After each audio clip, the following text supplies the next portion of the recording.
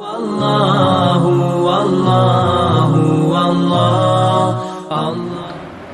و نصلی علی رسولہ الکریم واعوذ باللہ من الشیطان الرجیم بسم اللہ الرحمن الرحیم یا ایہا الذین آمنوا استعینوا بالصبر والصلاۃ ان اللہ مع الصابرین ولا تقولوا لمن یقتل فی سبیل اللہ اموات بل احیاء ولکن لا تشعرون ولنبلونکم بشیء من الخوف والجوع ونقص من الاموال والانفس والثمرات وبشر الصابرین الذین اذا اصابتهم مصیبۃ قالوا انا للہ وانا الیہ راجعون۔ صدق اللہ العظیم۔ اے لوگ جو ایمان لائے ہو، صبر اور نماز سے مدد لو، اللہ صبر کرنے والوں کے ساتھ ہے۔ اور جو لوگ اللہ کی راہ میں مارے جائیں انہیں مردہ نہ کہو، ایسے لوگ تو حقیقت میں زندہ ہیں مگر تمہیں ان کی زندگی کا شعور نہیں ہوتا۔ اور ہم ضرور تمہیں خوف، خطرہ، فاقہ کشی، جان و مال کے نقصانات اور آمدنیوں کے گھاٹے میں مبتلا کر کے تمہاری آزمائش کریں گے۔ ان حالات میں جو لوگ صبر کریں اور جب کوئی مصیبت پڑے تو کہیں کہ ہم اللہ ہی کے ہیں اور اللہ ہی کی طرف پلٹ کر جانا ہے۔ جزاک۔ یہ عزیز ساتھیوں، میں نے آپ کے سامنے جو آیتیں تلاوت اور اس کا ترجمہ پیش کیا ہے، یہ سورہ بقرہ کی ہیں۔ اور جیسا کہ آپ لوگ جانتے ہیں، سورہ بقرہ مدنی سورہ ہے، اور جب آپ صلی اللہ علیہ وسلم ہجرت کر کے مدینہ آتے ہیں تو یہ سورہ کا نزول ہوتا ہے۔ بعض آیت کا نزول روایتوں میں آتا ہے کہ پہلے بھی ہوا ہے، یعنی مکی دور میں۔ تو سورہ بقرہ میں اللہ تعالیٰ نے دو قوموں کے بارے میں، یا کہیے دو امت کے بارے میں بہت جامع طور سے تبصرہ کیا ہے۔ ایک امت جو پہلے گزر چکی تھی، اور یہ ایک امت جو اب آ رہی ہے، یا جس کے ہاتھ میں اب امامت سونپی جا رہی ہے۔ پچھلی امت یعنی بنی اسرائیل، اس کے بارے میں ان آیات سے پہلے جامع طور سے تبصرہ ہوا ہے کہ وہ کیا تھی، اس کے کیا کریکٹرسٹکس تھیں، اس کو اللہ تعالیٰ نے کن کن چیزوں سے نوازا تھا، اور اس کے بعد ان سب چیزوں سے نوازنے کے بعد ان کے اندر کیا خرابیاں آئیں، اور ان خرابی کی وجہ سے کیوں وہ ذلت و پستی میں مبتلا ہو گئیں۔ تو اب جب چونکہ ایک نئی امت یہاں پہ اس کو ایک مقام و مرتبہ سونپا جا رہا ہے، تو مقام و مرتبہ اس کو ایک دم یہ کہیے کہ ایسے ہی نہیں دے دیا جائے گا، بلکہ اس کے اوپر کچھ کنڈیشن لاگو ہوں گی، اور جب وہ اس کنڈیشنز کو فلفل کرے گی تب جا کے وہ مقام و مرتبہ میں اس کے لیے صحیح معنوں میں مقام و مرتبہ مانا جائے گا۔ اگر نہیں وہ اس کو فلفل کرتی ہے، اور جیسے کہ پرانی جو امت ہے اس کی طرح وہ اپنے کام انجام دیتی ہے، تو اس کو بھی اسی کے طریقے پہ ذلیل کر دیا جائے گا، اور جیسا کہ آج آپ لوگوں کے سامنے نمایاں ہے۔ سورہ بقرہ جب ہم شروع سے مطالعہ کرتے ہیں اور بنی اسرائیل کے واقعات جب ہمارے سامنے پیش آتے ہیں، ہم پڑھتے ہیں کہ کیا کیا ان کو اللہ تعالیٰ نے نعمتوں ان سے نوازا، اور کیا کیا انہوں نے پھر اس کے ساتھ کفران نعمت کیا۔ ایسا معلوم ہوتا ہے جیسے امت مسلمہ بھی بالکل اسی چیز میں آج مبتلا ہے۔ تو ہم اس امت کو کیسے سمجھائیں، کیسے بتلائیں کہ صحیح امت کے معنی قرآن نے کیا دیے ہیں، اس کو کیا کرنا چاہیے، کس وجہ سے وہ اس منصب امامت پہ فائز ہوئی تھی۔ تو ہمیں چاہیے کہ ان آیات کا مطالعہ کریں اور وہ کنڈیشنز دیکھیں کہ اللہ تعالیٰ نے کیا آپ صلی اللہ علیہ وسلم کے ذریعے امت کو بتائیں کہ یہ ہمارے اوپر کیا کیا چیزیں عائد ہوتی ہیں۔ تو جب آپ اگر اس زمانے کا جس میں آیتیں نازل ہوئی ہیں غور کریں، تو مکے سے مدینہ ہجرت ہو گئی ہے، اور یہ کہ جنگ بدر کا معرکہ پیش آنے والا تھا۔ جنگ بدر کا معرکہ اس دوران پیش نہیں آیا تھا، بلکہ اس کے بارے میں چیزیں بتائی جا رہی تھیں۔ اللہ تعالیٰ نے ایک طریقے سے پہلے ہی وارننگ دے دی کہ جس منصب امامت پہ تمہیں فائز کیا جا رہا ہے، یہ ایسے ہی فری فنڈ میں تمہیں نہیں مل جائے گا، بلکہ تمہارے ساتھ مصائب و علام پیش آئیں گے، اور تمہیں کیا چیزیں اپنانی ہیں، کیا چیزیں کرنی ہیں، جس کے ذریعے سے تم ان آزمائشوں کا سامنا صحیح سے کر پاؤ گے۔ تو آئیے ان آیت کا ہم سمجھنے کی کوشش کریں کہ اللہ تعالیٰ اپنے نبی صلی اللہ علیہ وسلم کے ذریعے ہمیں کیا پیغام پہنچانا چاہ رہا ہے۔ آیت اس طریقے سے شروع ہوتی ہے، یا ایھا الذین آمنوا استعینوا بالصبر والصلاۃ، کہ اے لوگوں جو ایمان لائے ہو، صبر اور نماز سے مدد لو۔ آپ کو پتہ ہے کہ نماز افضل الفرائض میں سے ایک فرض ہے جو آپ صلی اللہ علیہ وسلم نے ہمیں سکھایا بتلایا احادیث کے ذریعے. اس کے بارے میں مختلف روایات ہیں کہ اس کی کتنی اہمیت ہے, ہمیں سب کو اس چیز کے بارے میں معلوم ہے. اس کو اس آیت میں صبر کے ساتھ جوڑ دیا گیا ہے کہ آپ کو صبر اور نماز کے ذریعے سے مدد حاصل کرنی ہے اللہ تعالیٰ سے. تو مختلف جو ہماری زندگی میں مراحل آتے ہیں اور الگ الگ موڈ جو آتے ہیں, ایک نماز ہی ایسی چیز ہے اللہ تعالیٰ نے 5 وقت کے لیے ہمارے اوپر فرض کری ہے کہ اس کے ذریعے اگر ہم اس کو صحیح معنوں میں سمجھ کر اس پہ غور فکر کر کے کہ ہم باشعور ہو کے اللہ تعالیٰ کے سامنے کھڑے ہو کے جب ہم نماز پڑھیں گے اور اس کا مطلب ہم سمجھیں گے تو اس کے ذریعے ہمیں مدد حاصل ہوگی. اور اس کے بعد اللہ تعالیٰ نے صبر کو اس چیز کے ساتھ جوڑ دیا ہے کہ ہم صبر کے ساتھ سے بھی مدد لیں. صبر کے معنی ایک تو اردو میں ہم لوگ سمجھتے ہیں کہ کچھ بھی ہمارے پاس مصائب علام ہو جائیں ہم اپنے آپ کو کنٹین کر کے رکھ لیں, لیکن عربی زبان میں صبر کے معنی یہ ہوتے ہیں کہ جس موقف کو آپ نے اختیار کیا ہے اس موقف پہ آپ جم جائیں. تو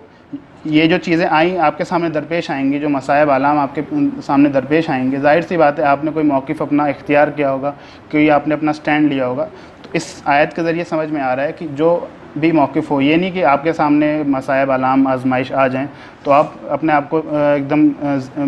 خاموش بیٹھ جائیں, بلکہ جو موقف آپ کا ہے آپ اس پہ جمے رہیے, آپ اس پہ ثابت قدم رہیے, اور پھر اس کے معنی میں وہ چیز صبر کہلائے گی. اس کے آگے اللہ تعالیٰ فرماتا ہے ان اللہ مع الصابرین, بے شک اللہ تعالیٰ صبر کرنے والوں کے ساتھ ہے. یہ بہت بڑی ایک اللہ تعالیٰ کی طرف سے ایک بشارت ہے کہ آپ صبر کریے, آپ ہماری راہ میں لگے ہوئے ہیں تو اللہ تعالیٰ بے شک آپ کے ساتھ ہے. آگے اللہ تعالیٰ فرماتا ہے وَلَا تَكُونُوا لِمَن يُقْتَلُ فِي سَبِيلِ اللَّهِ أَمْوَاتٌ, اور جو لوگ اللہ کی راہ میں مارے جائیں انہیں مردہ نہ کہو, ایسے لوگ تو حقیقت میں زندہ ہیں مگر تم زندہ ہیں. یہ ایک اہم چیز کی طرف نشاندہی کرا دی گئی ہے کہ جو مصائب و علام کی بات شروع میں کری میں نے, کہ اس میں سے یہ ہے کہ آپ کو اپنی جان و مال, خاص طور سے جان سے بھی ہاتھ دھونا پڑے گا اس راستے میں. تو جان ایک ایسی چیز ہے, ہر انسان کو اس سے کھونے سے ڈر لگتا ہے, اور ابھی کوئی انسان آپ کو آ کے بتا دے کہ آپ کو اس فلاں چیز کرنے کے بعد آپ کی جان چلی جائے گی تو انسان گھبرا جاتا ہے کہ اس کو جان. تو اسلام نے یہ تصور پیش کیا جو سبیل اللہ یعنی کہ اللہ کی راہ میں جو قتل ہونے کا جو تصور پیش کیا, اس میں کہا کہ وہ لوگ مرے ہی نہیں, اس کو مرا ہوا کہہ ہی نہیں سکتے آپ, بلکہ وہ تو شہید ہو گئے ہیں اللہ کی راہ میں, اور ان کی جو جس طریقے کی زندگی ہے آپ کو اس کا شعور نہیں ہے. یہ بہت ہی اہم چیز ہے اگر آپ اس پہ غور و فکر کریں. آپ کو اگر پتہ ہو کہ بھائی اس عمل کے کرنے سے آپ فوت نہیں ہو رہے ہیں بلکہ آپ کو ایک نئی زندگی مل رہی ہے, تو انسان کے اندر نیچرلی ایک چیز پیدا ہوگی کہ وہ ختم تو ہو ہی نہیں رہا ہے. انسان یہ سوچے کہ اس فعل کو کرنے کے بعد وہ ختم ہو جائے گا تو اس کے اندر سائیکولوجیکلی ایک مایوسی طاری ہوگی, لیکن اسلام نے اس تصور کو ایسا پیش کیا کہ ایک انسان کے ذہن سے ایک دم ہی نکل جاتا ہے کہ اس کے بعد اس کو کرنے سے اس کا کچھ نقصان ہوگا. اور آپ کو پتہ ہے شہداء کے بارے میں کتنی روایتیں آئی ہیں کہ وہ شہید جو ہو گیا اللہ کے راہ میں فوراً جنت میں جنت الفردوس میں داخل ہوگا. تو جب انسان ان سب چیزوں پہ غور کرے گا تو اس کا دل خود بخود اس پہ راغب ہوگا کہ وہ اللہ تعالیٰ کی راہ میں جہاد کرے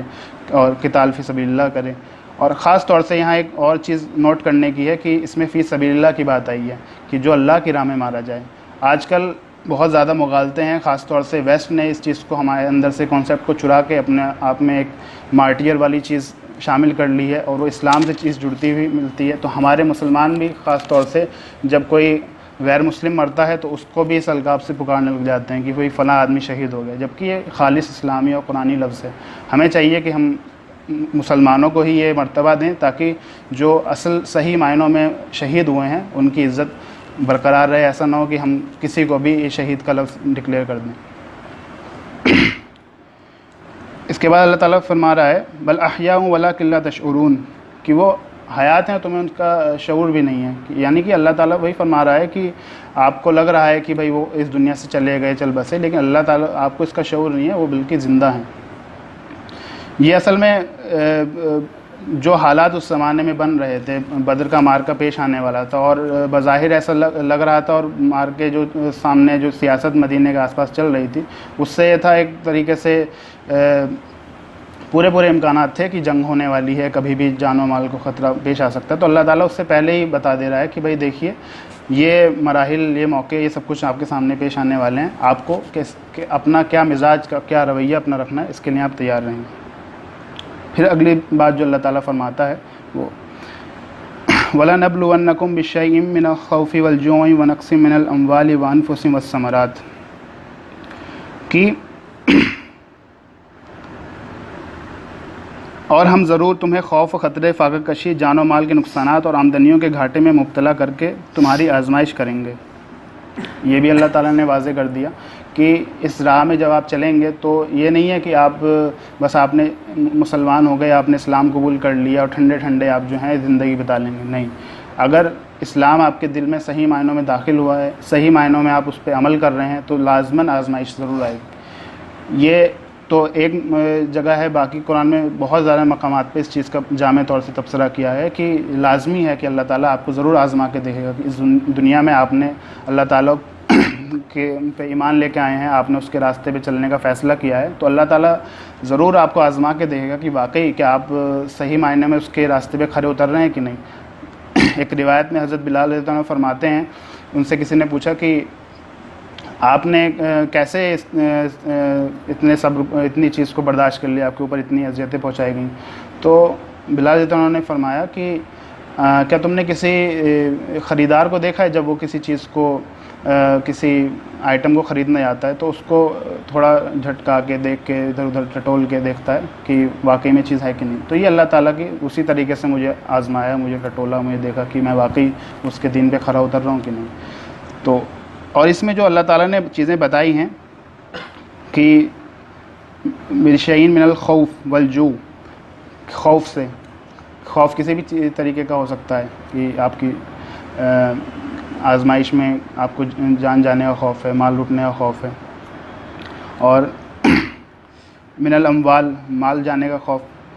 والثمرات، ثمرات جو ہے یہاں پہ اس کے دو معنی ہیں۔ ایک معنی اس میں جو آپ مدینہ میں خاص طور سے جو ذریعہ آمدنی، ذریعہ معاش تھا وہ وہاں کی فصلیں ہوا کرتی تھیں، وہ جو کھجور وہاں کے، جس کو کیش کراپ بھی کہا جاتا ہے، وہ عام طور سے وہاں لوگوں کا ذریعہ معاش تھا۔ تو کبھی بھی ایسا موقع ہے کہ آپ نے ایک دم آپ کی جو کراپ ہے، آپ کا جو فصل ہے وہ اگ چکی ہے، اس کو بس اتارنا ہی ہے کہ آپ کے سامنے ایسی موقع درپیش آ گیا کہ آپ کو فوراً نکلنا پڑا، جیسے تبوک کا معاملہ تھا۔ جنگ تبوک میں یہی ہوا کہ فصلیں ایک دم بالکل کٹائی کے زمانے پہ چل رہی تھیں اور اچانک سے اللہ تعالیٰ کی طرف سے حکم آتا ہے کہ تبوک کے لیے نکل چلو۔ تو یہ موقع کیسا ہے کہ انسان ایک طرف اس کو ایک چیز مل رہی ہے نعمت کے طور سے، اس کو اللہ تعالیٰ نے رزق عطا کیا، لیکن اللہ تعالیٰ نے فوراً اس کو آزمائش میں ڈال دیا کہ تم سے اس مال کو چھوڑ کے تمہیں اللہ کی راہ میں نکلنا ہے۔ تو ثمرات کی ایک قسم یہ ہے۔ دوسری قسم جو ہے آج کل کے دور میں خاص طور سے ہم لوگ، ایک انسان کیریئر بناتا ہے، پروفیشنلزم میں آتا ہے، اس نے اپنی زندگی کو ایک طریقے سے ڈھال رکھا ہوتا ہے کہ میں یہ چیز کروں گا، وہ چیز کروں گا، لیکن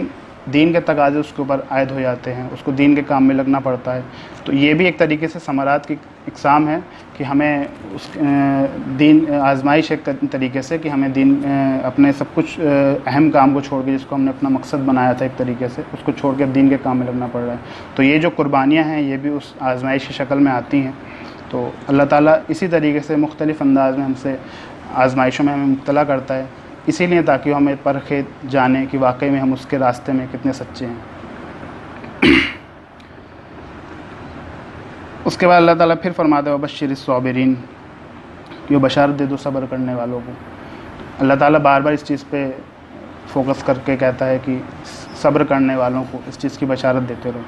کہ اللہ تعالیٰ ان کو انعام دے گا، اللہ تعالیٰ کے ذمہ ہے کہ وہ ان کو اس کا جو انہوں نے صبر کیا اتنا مشکلات جھیلنے کے بعد، اللہ تعالیٰ اس کا جو جزا ہے وہ دے گا۔ اس سے ایک مومن جب اس چیز کو بار بار پڑھتا ہے، اس پہ غور کرتا ہے، تو ایک دل کو تسلی ہوتی ہے، کیونکہ آزمائشیں، مصائب، آلام ایسے ہوتے ہیں کہ انسان کو ہلا مارتے ہیں، وہ سوچ نہیں پاتا ہے کہ یہ میرے ساتھ کیسے ہو گیا۔ اللہ تعالیٰ اس کو کہتا ہے نہیں، صبر کرو، وہ صبر کی اپنے موقف پہ جمے رہو۔ جب انسان اپنے موقف پہ جمع رہتا ہے تو اللہ تعالیٰ کہتا ہے کہ ہماری طرف سے بشارت ہے ایسے لوگوں کو۔ پھر آگے اللہ تعالیٰ فرماتا ہے الذین اذا اصابتہم مصیبۃ قالوا انا للہ وانا الیہ راجعون، اور جب ان کے اوپر کوئی مصیبت آ جاتی ہے تو وہ یعنی کہ مومنین کہتے ہیں انا للہ وانا الیہ راجعون۔ یہ جو ہم اکثر، آپ نے دیکھا ہوگا انا للہ وانا الیہ راجعون پڑھتے ہیں، عام طور سے لوگوں نے اس کا مفہوم یہی لے رکھا ہے کہ جب کسی کا انتقال ہو جائے تو اس کو پڑھا جاتا ہے، لیکن ایسا نہیں ہے۔ یہ اس میں قرآن میں سمجھایا گیا ہے کہ جب کوئی آپ کے اوپر مصیبت آئے خاص طور سے تو آپ اس چیز کو پڑھیں۔ اس کا مطلب کیا ہے، مفہوم کیا ہے، اس کا کہنے کا مقصد کیا ہے؟ وہ یہ کہ انا للہ و انا الیہ راجعون، کہ ہم اللہ ہی کی ہیں، ہم اللہ ہی کے ہیں اور اللہ ہی کی طرف ہم کو پلٹ کر جانا ہے۔ یعنی کہ جو نقصانات ہم نے جھیلے، یا جو ہمارا مال ہم سے چھوٹا، یا جو ہماری جان ہماری اس راہ میں خرچ ہو گئی، وہ ہماری تھی نہیں، اللہ تعالیٰ کی تھی۔ ہم اللہ کے ہیں، ہمارا مال اللہ کا، ہماری جان اللہ کی، ہمارے سب کچھ واسطے اللہ تعالیٰ سے۔ تو کچھ ہمارا نقصان ہی ہوا اور اسی اللہ تعالیٰ کی طرف ہم کو پلٹ کے جانا ہے۔ تو ہمارا اس میں نقصان ہی کیا ہوا؟ جو ہمارا کچھ ہوتا تو ہمیں نقصان ہوتا کہ بھئی ہمارا کچھ چلا گیا، ہم سے کچھ چھوٹ گیا ہے، ہم سے کچھ چیز جدا ہو گئی ہے، لیکن وہ چیز ہی تھی اللہ تعالیٰ کی، اللہ تعالیٰ نے ہمیں دی تھی، ہم نے اس کو، اللہ تعالیٰ نے بتایا تھا کہ آپ کو اس طریقے سے اس کو لگانا ہے، صرف کرنا ہے، اللہ تعالیٰ نے وہ ہم سے واپس لے لی۔ تو یہ ایک سائیکولوجی اللہ تعالیٰ سے سمجھا رہا ہے کہ جب چیز اللہ تعالیٰ کی ہے تو تم اس طریقے سے اس چیز کو کھولو کہ انا للہ و انا الیہ راجعون، کہ ہمیں اللہ تعالیٰ نے کے ہی ہیں اور ہمیں اللہ تعالیٰ کی طرف واپس جانا ہے۔ تو یہ اللہ تعالیٰ نے سورہ بقرہ میں ان چیزوں کو ہمیں بتایا ہے، سمجھایا ہے کہ جب بھی آپ اسلام کے راستے میں لگیں گے، اسلام کے راستے پہ اپنے آپ کو صراط مستقیم کی طرف لے کے چلیں گے تو یہ مصائب و آلام آپ کے سامنے ضرور پیش آئیں گے۔ اس میں آپ کو کیا رویہ اختیار کرنا ہے، کیسا آپ کو اپنا مزاج رکھنا ہے، اور اس کے بعد جب اچانک سے مصیبت آ جائے تو آپ کو کس طریقے سے ریئیکٹ کرنا ہے، یہ بہت اہم چیز ہے۔ اکثر بیشتر کیا ہوتا ہے، انسان کفریہ کلمات پڑھنے لگتا ہے کہ اللہ تعالیٰ نے میرے ساتھ یہ غلط کیا، اللہ تعالیٰ میرے ساتھ نعوذ باللہ برا چاہتا ہے۔ بہت سارے لوگوں کو ہم نے دیکھا ہے وہ سب ایسی کلمات پڑھتے ہیں، تو ہمیں اس سے اجتناب کرنا چاہیے، بلکہ صحیح معنوں میں ہمیں سمجھنے کی ضرورت ہے کہ اللہ تعالیٰ کی طرف سے کیوں آزمائشیں ہمارے اوپر آ رہی ہیں، اور ہمارا اس کے بعد آزمائشوں کے آنے کے بعد ہمارا کیا رویہ ہونا چاہیے۔ اللہ تعالیٰ سے دعا ہے کہ ہمیں ایسے موقع پہ جب ہمارے ساتھ مصیبتیں ہیں صبر کرنے کی توفیق عطا فرمائے۔ وآخر دعوانا ان الحمد للہ رب العالمین۔